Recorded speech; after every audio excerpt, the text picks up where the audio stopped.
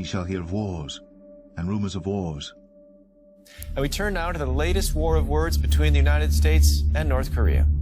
Pyongyang has hit back at U.S. President Joe Biden after he described its nuclear program as a serious threat to world security. North Korea accuses the U.S. of pursuing a policy of hostility and warns there will be consequences.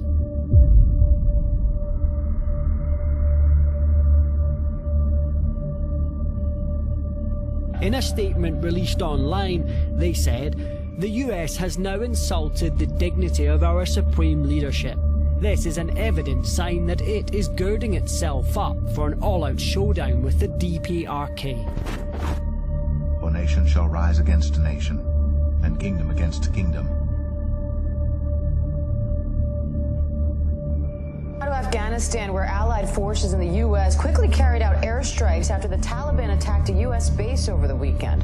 The rising tensions come as the Biden administration prepares to withdraw all American troops by September 11th. President Biden ordered U.S. troops to begin their withdrawal from Afghanistan starting today. The Taliban marked the day with an attack.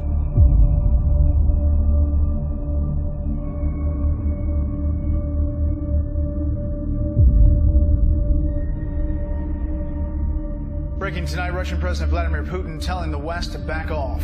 This comes amid international concern over his troop buildup on the Ukraine border. Here in the U.S., one top military commander says the chances of nuclear war are actually increasing. Russian President Vladimir Putin issued a stark warning to the U.S. and NATO during his annual State of the Nation address to Parliament. I hope that no one dares to cross the red line in respect to Russia, and we will determine where it is in each specific case.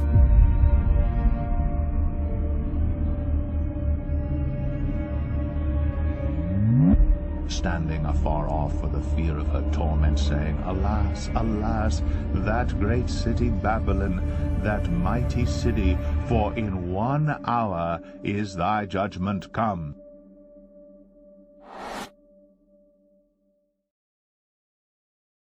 Putin spoke as Russia continues a massive military buildup on the border with Ukraine.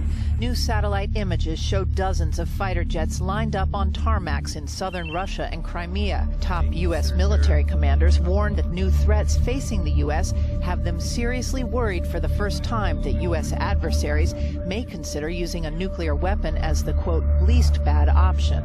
The admiral in charge of America's nuclear arsenal says it's the first time in history the U.S. has had to deter two nuclear powers at the same time, Russia and China. U.S. President Joe Biden says Russia will soon pay a price. The Biden administration's first high-level talks with China publicly exposed the tensions between Washington and Beijing.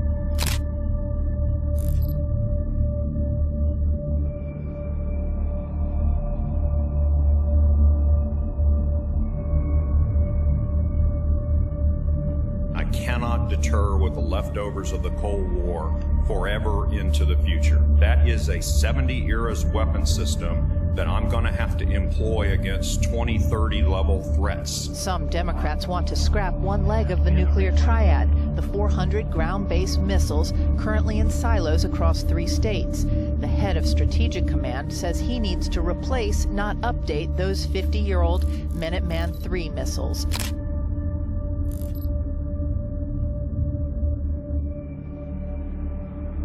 Heads up, part of a 20-ton Chinese rocket is falling back to Earth. It's expected to re-enter the Earth's atmosphere overnight. All eyes will be on the sky this weekend as a large section of a Chinese rocket tumbles back to Earth. It's hoped that pieces of China's 20-ton rocket will splash down in the ocean, but no one knows exactly where the space junk will hit. When China's Long March 5B rocket blasted off last week, the country proudly delivered the first module of its planned space station, called Harmony of the Heavens.